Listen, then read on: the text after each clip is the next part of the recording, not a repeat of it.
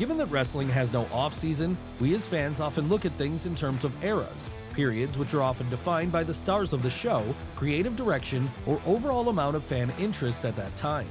But which of these times were the best of all? Well, that's exactly what we're going to be looking at today, so join us as we take a deep dive into Great Times, wrestling's best eras.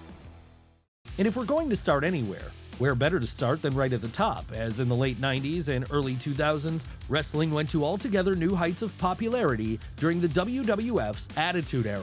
Yeah, if you're a fan of a certain age, then this is likely the period you most fondly remember, as it saw the rise of megastars such as Steve Austin, The Rock, and to a lesser extent, Triple H, Mick Foley, and Kane as well. Really, we could spend a whole video talking about what made this period great, but for the sake of brevity, let's just say that, coming off of arguably the worst time in WWF's history, the New Generation Era, Vince McMahon needed something new and exciting if he wanted to get fans interested in his product again. So after seeing the reaction heels like Stone Cold and D-Generation X were getting, he decided that the best thing to do was to lean into the anti-authoritarian spirit of the day and turn his product into the pro wrestling equivalent of South Park. And this meant lots of edgy material which saw Raw become appointment viewing for kids and college-age males each and every week. That's right, whether it be the shock jock antics of Triple H and Shawn Michaels, the scantily clad outfits of Sable and Sunny, or the wild Vince Russo storylines which often felt ripped straight out of Jerry Springer, it was soap opera at its finest.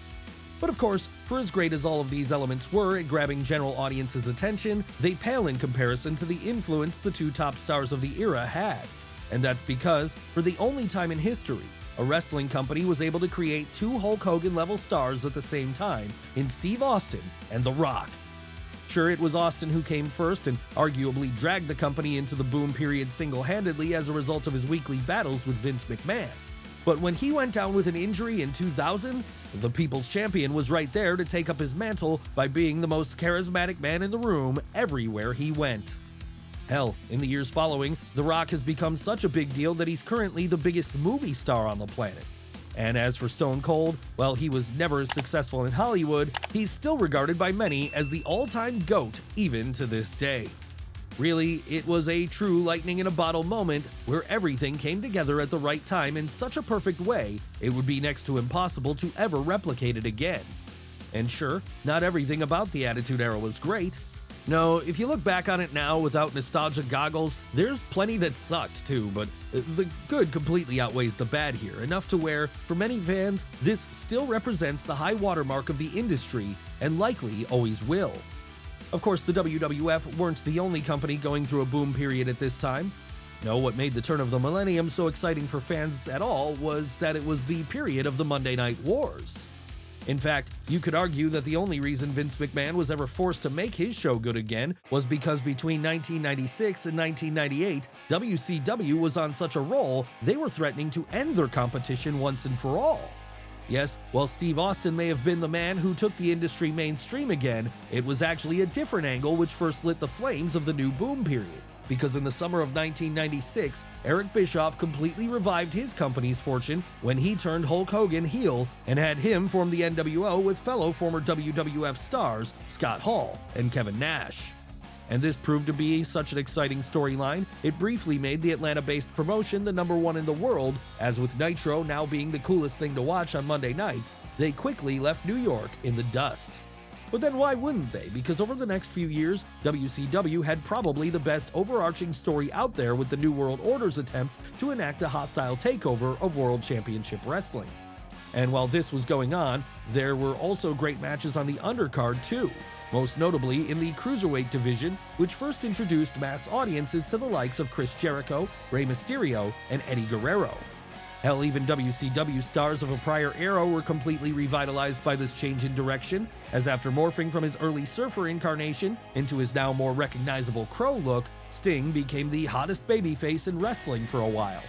And when Sting's war against the NWO came to its conclusion, another megastar was right there to take up his mantle in the form of Bill Goldberg. Sure, things might have fallen apart quickly after this, but the subsequent dramatic fall should never take away from the fact that for a few years there, WCW was by far and away the best wrestling company in the world. Of course, there is the argument that WCW would have never reached their heights had it not been for a smaller Renegade promotion first tearing up the rulebook and rewriting it for the new decade. That's right, before there was Attitude, before there was even a New World Order to speak of, there was ECW in 1995. And truthfully, this was where the boom period began. Not in a large nationwide promotion, but in a small local company which ran shows out of an old freight warehouse in Philadelphia. But what was the reason it became so special?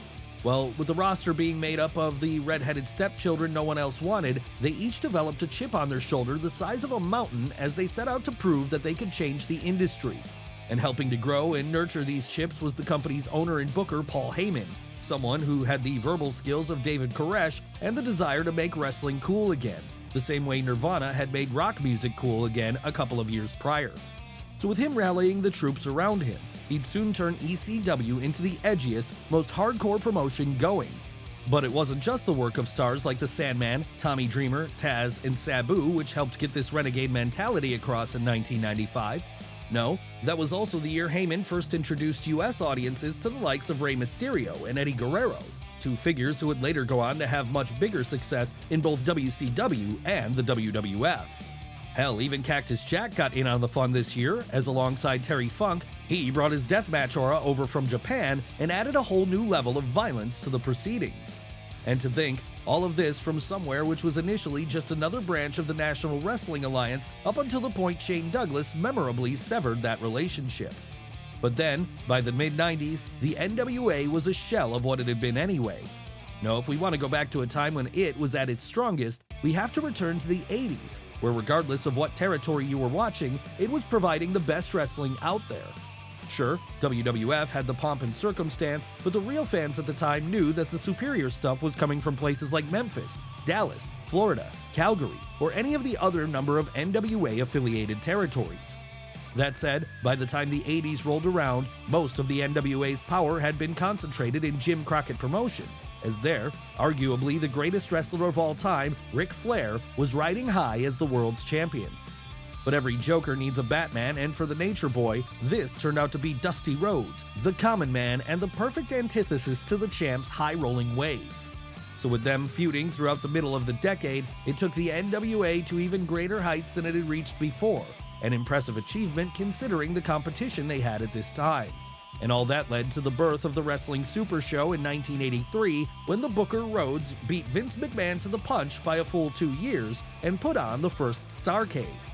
Needless to say then, this show would feature a who's who of the Territory Era, with names like Ricky Steamboat, Roddy Piper, and Harley Race all getting prominent spots on the card.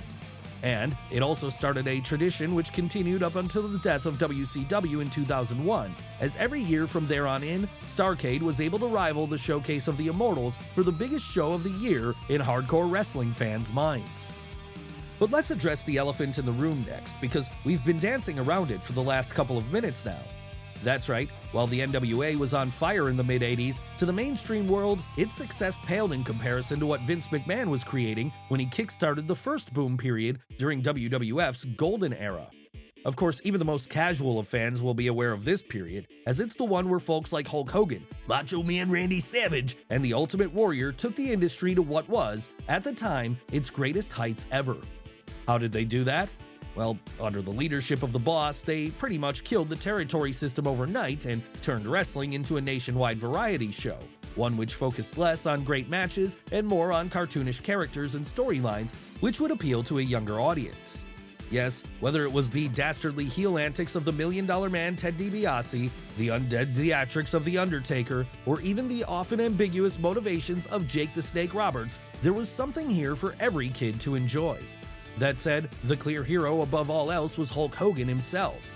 And that was because, with the power of Hulkamania, he became a bona fide pop culture icon and probably the most recognizable wrestler in the world to this day, brother.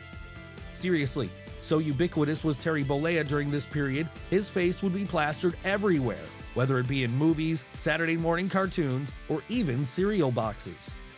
Really, if you were going to associate the pop culture of the decade with one thing, Hulkamania would be right up there with the likes of Back to the Future, Nintendo, and Michael Jackson. But it would have never gotten to that point were it not for the WWF being such an entertaining product at the time.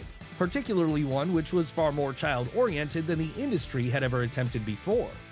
Come the 2000s, though, the time of pastel-colored Supermen fighting off the monster villain of the week had certainly become passé. Hell, for many fans, even the edginess of the Attitude Era was old hat by then. No, what they wanted was something which harkened back to the old days of wrestling, where the in-ring product was the real focus. And that's exactly what made mid-2000s Ring of Honor so popular.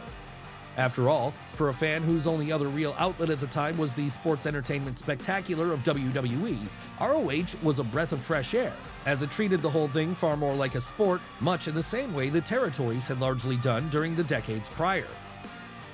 And if you wanted any evidence of how they pulled this off, you only had to look at the roster during these early days of the promotion, as it introduced fans to some of the best of their generation in the form of Christopher Daniels, Low Ki, and the Briscoe brothers. But for as great as they were, they each paled in comparison to the trifecta of the company, with this being Samoa Joe, CM Punk, and Bryan Danielson.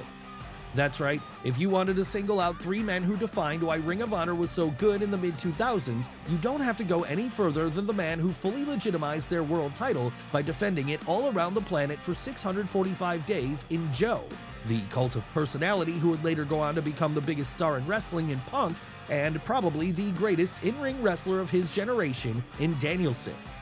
So of course, with their powers combined then, as well as the contributions of everyone else on the roster, ROH was able to become the real wrestling company of choice for many hardcore fans during a period where WWE was starting to lose its way. Hell, in other countries outside of the US, it was considered the #1 pure pro wrestling company outright. Really, if you're a fan of solid in-ring work and basic but effective storytelling, this might be the best period any fan who lives in the West can go to, as it still stands up as excellent to this day. But ROH wasn't the only company who was doing well in the mid-2000s, as elsewhere, out of the ashes of WCW, Jerry and Jeff Jarrett were managing to recapture some of that old Atlanta magic, at least during the early days when they formed TNA. Yes, once the Monday Night Wars ended, there was a certain section of the fan base who didn't want anything to do with Vince McMahon's promotion, as it hadn't been what they'd grown up with. So when TNA started soon thereafter, it felt like it was exactly what they'd been looking for, as it brought in old WCW stars like Sting and Jarrett, all while building some new stars of the future in the form of AJ Styles and later ROH refugees Samoa Joe and Christopher Daniels. And of course, it was the latter aspect of this battle plan which really helped to set the Nashville-based promotion apart. As while nostalgia was a good way of getting people in the door, it was the era-defining work of the Phenomenal One and others who kept them tuning in week after week. Seriously, like with WCW before it, while the main event was usually fun, it was the more athletic mid-card which really stood out as, in their groundbreaking X Division, TNA gave us some of the best matches of the decade. And when those X Division stars eventually graduated to the main event themselves, fans were treated to bouts such as Styles vs. Joe vs. Daniels at Unbreakable 2005, arguably the greatest triple threat match in wrestling history. Sure, as the years went on, the company lost its way somewhat when it tried too hard to be WWE light.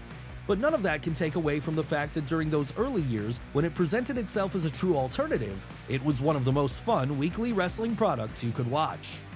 But we've talked a lot about alternatives to WWE during the 2000s, as if that promotion was all bad then, and that's just not true. Yes, it's undeniable they took a downswing, especially during the second half of the decade.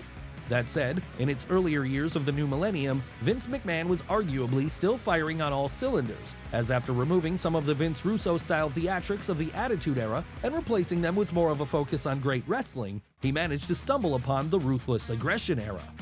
And what made this era so great was that even if the likes of Steve Austin and The Rock were no more, performers such as Kurt Angle, Rey Mysterio, Eddie Guerrero, and Chris Benoit were all ready and waiting to take their place and put on some of the best matches New York had ever seen at that point. Then, when they were finished having their moment in the sun, the next generation was able to carry on in an even more star-studded manner, as the OVW class of 2002, namely Brock Lesnar, John Cena, Dave Bautista, and Randy Orton, all became pillars of the company for the next decade plus. That's right, between the future face of the company, a future UFC heavyweight champion, a future Hollywood movie star, and one of the best in-ring wrestlers of his generation, these four men were able to keep WWE going strong even after the come-down period that was the end of the Attitude Era. And with this also being the period where the brand extension was first introduced, it also allowed Smackdown to rise to new heights, as for a long time, it was arguably the better of WWE's 2 weekly shows, something which was helped in no small part by the excellent matches the SmackDown 6 put out each Thursday. Not that Raw was any slouch either, though. No, with Evolution ruling the roost and Shawn Michaels making his return from retirement, there was still plenty to enjoy on Mondays, too. In fact, so much was there to enjoy here that you could make a solid argument it was actually more consistently high quality than both the Golden Era and the Attitude Era, and that, even if it is well remembered, it still deserves to be more highly ranked.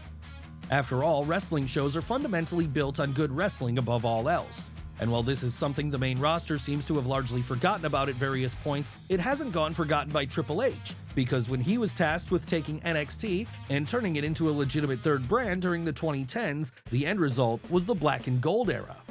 Yes, any NXT fan will remember this one fondly, if for no other reason than because it was the game's first real chance to show what he could do when he was given the book. And during this time, he proved he was more than capable of running a hot promotion, as it turned out, because after scooping up all the top talents from places like PWG and Ring of Honor, he was able to turn the developmental show into the hottest super indie in the world, one which came complete with all the high production values you'd expect from a Stamford-produced show. Kevin Owens, Sami Zayn, Finn Balor, Shinsuke Nakamura, the Four Horsewomen, Samoa Joe, Adam Cole, Johnny Gargano, Tommaso Ciampa. We could sit here all day naming the top-tier performers who at some point passed through the doors of the Black and Gold brand. And during their times there, each of these wrestlers helped to make it what it was, easily the coolest wrestling show in North America. Of course, part of the reason it felt so special was because, with the big stars inevitably getting called up to the main roster after a while, there was no opportunity for things to get stale.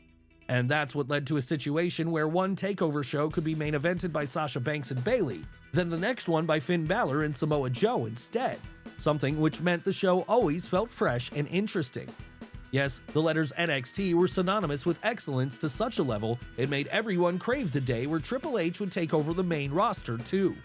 So because of this, NXT Black and Gold will always maintain a special spot in the hearts of wrestling fans everywhere. But it wasn't like the main roster was entirely bankrupt of new ideas in the mid-2010s. No, just when things seemed to be at their darkest, in fact, a brief new dawn was allowed to rise when, after the company instituted the second brand split in 2016, Smackdown suddenly became the best thing going in New York all over again. That's right, just as it had been during the Ruthless Aggression Era, the Blue brand was the main beneficiary of the draft, as after years of being a glorified Raw recap show, it managed to not only get the best roster of the two, but the best authority figures as well. After all, who's more beloved than Daniel Bryan? And so, with him kayfabe running the show alongside Shane McMahon, they got to work on putting on a stellar show each week during those early days, as the likes of Dean Ambrose, AJ Styles, Randy Orton, Bray Wyatt, and John Cena were all mixed and matched in increasingly interesting ways. But it wasn't just the men who were holding their weight here, as, while the Phenomenal One was undergoing a meteoric rise in the male division, over in the female one, Becky Lynch, Alexa Bliss, and Naomi were reaching the level of superstardom in their own rights. Yes, if it wasn't for SmackDown being allowed to serve as the land of opportunity following the brand extension, we may never have seen the birth of The Man, and we very likely would have never gotten Kofi Mania during the lead up to WrestleMania 35 a few years later. And with a great pool of talent to choose from in today's world of wrestling, we're sure that we've got plenty of great eras to look forward to in the near future.